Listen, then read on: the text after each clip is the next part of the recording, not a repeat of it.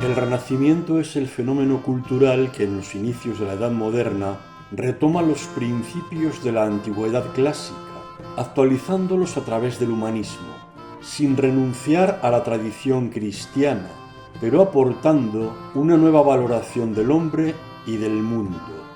El término Renacimiento significa vuelta a la vida o volver a nacer,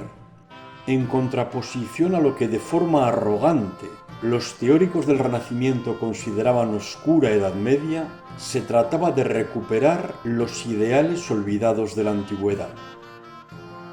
Florencia era a comienzos del siglo XV una de las ciudades más ricas y dinámicas de Europa. Las familias florentinas más acaudaladas, como los Medici, Pazzi, Rucellai, Tornabuoni, Pitti y otras, propietarias de enormes fortunas, gracias a sus actividades bancarias y comerciales, contribuyeron al florecimiento artístico que se produjo en su ciudad. Algunos artistas florentinos del momento, influidos por la naciente cultura humanista que pretendía conciliar la fe cristiana y el conocimiento de la tradición cultural clásica grecorromana, crearon unas nuevas formas clásicas como alternativa a la estética gótica hasta entonces dominante. Entre estos artistas pioneros figuraron Brunelleschi, Ghiberti, Donatello y Masaccio. Específicamente en la pintura renacentista en Italia, durante la primera mitad del siglo XV, los pintores ejecutaron obras recurriendo a las formas monumentales de gran sobriedad, a los estudios de perspectiva y a la incorporación de citas clásicas en la decoración, destacando Masaccio, Piero della Francesca, Paolo Uccello, Filippo Lippi y Andrea del Castagno. Junto a estos innovadores, algunos pintores se mantuvieron más apegados a la tradición del gótico internacional, más refinada y sinuosa, de colorido alegre. A esta tendencia más goticista pertenecen Fra Angelico, Masolino, Pisanello o Gentile da Fabriano. En la segunda mitad del 400, la monumentalidad dio paso al dinamismo, la solemnidad a la complejidad narrativa y la sobriedad al uso de elementos cotidianos con un gran detallismo por influjo flamenco. A esta segunda generación del siglo XV pertenecen Benozzo Gozzoli, Domenico Ghirlandaio o Sandro Botticelli en Florencia, Perugino y Pinturicchio en Umbría y los pintores venecianos.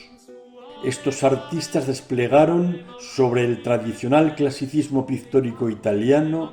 un estilo suntuoso y refinado. Alessandro Di Mariano di Vanni Filippeppi, apodado Sandro Botticelli,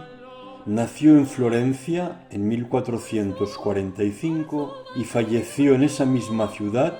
en 1510. Discípulo de Filippo Lippi y de Andrea Verrocchio, se estableció como pintor independiente hacia 1470 o algo antes. Botticelli forjó un estilo propio basado en la precisión de los perfiles, la estilización, la delicadeza, la sinuosidad, la voluptuosidad y el refinamiento, muchas veces cercanos a cierto tinte amanerado, con sutiles ritmos lineales de cuerpos y vestimentas, exentos de rigidez, con suaves inclinaciones de cabeza, estilo que ya se aprecia en sus primeras obras, en su mayoría de temática religiosa. Entre los años 1477 y 1485, Botticelli realizó por encargo de Lorenzo di Pierfrancesco de Medici 3 obras inspiradas en la mitología clásica: La primavera, Palas y el centauro y el nacimiento de Venus, todas conservadas en la Galería de los Uffizi de Florencia. En estas 3 obras Botticelli plasmó un contenido iconográfico de inspiración neoplatónica en la órbita de la Academia Florentina de Marsilio Ficino, Pico della Mirandola o Poliziano. La pintura de Botticelli puede considerarse como la expresión de las ideas neoplatónicas, de las aspiraciones vitales e ideológicas del círculo intelectual que aspiraba a la consecución de la armonía universal, que identificaba la bondad con la belleza, resultado de una emanación de la luz divina, y que aspiraba a conciliar la razón con la religión, la filosofía con la teología, la cultura y la mitología clásica con la revelación y la doctrina cristiana. En este sentido, los refinados círculos cortesanos y aristocráticos florentinos favorecieron esa concordatio, esa ruptura de los límites entre lo profano y lo sagrado. La primavera, realizada al temple sobre tabla, en la que a modo de tableau vivant se representan 9 personajes dispuestos en una composición rítmicamente equilibrada, que se encuentran en un frondoso jardín con un bosque de fondo, el jardín de las Hespérides, en el que fructifican las manzanas de oro de la inmortalidad, es una obra indudablemente inspirada por estos postulados neoplatónicos y basada en autores clásicos.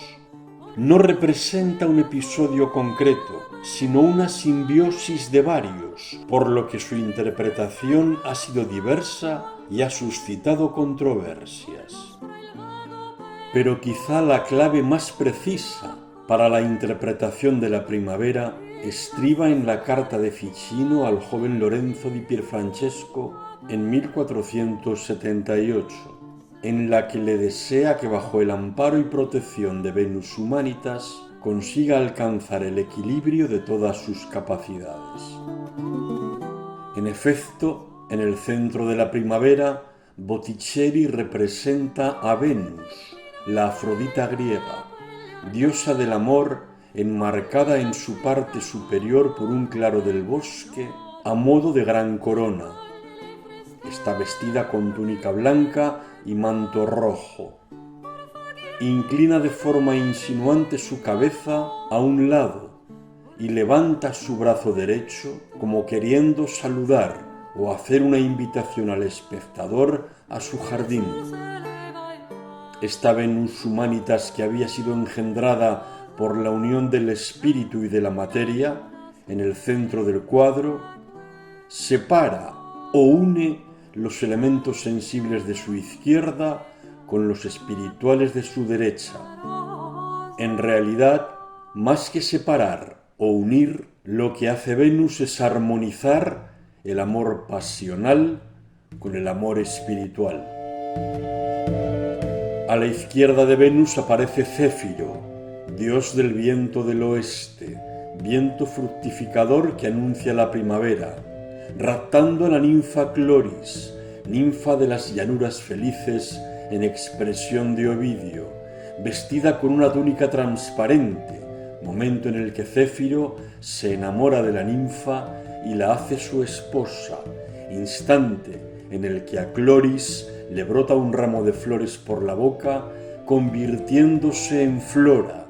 diosa de las flores y los jardines, que como tal aparece entre su antigua identidad de Cloris y Venus, con un vestido floreado, esparciendo flores con la mirada dirigida al espectador. Sobre la diosa Venus se sitúa Cupido, el Eros griego, hijo de Venus y de Mercurio, lanzando su flecha a las 3 mujeres que están danzando con sus manos unidas y que lucen elaborados peinados y vaporosos y transparentes vestidos. Son las 3 gracias, castitas, voluptas y pulcritudo, Aglaya, Eufrósine y Talía en la mitología griega, que representan la castidad, la voluptuosidad y la belleza, y que en la mitología romana aluden a 3 prototipos de mujer, la Virgen, la esposa y la amante. Una de las tres gracias sería un retrato de Simonetta Vespucci,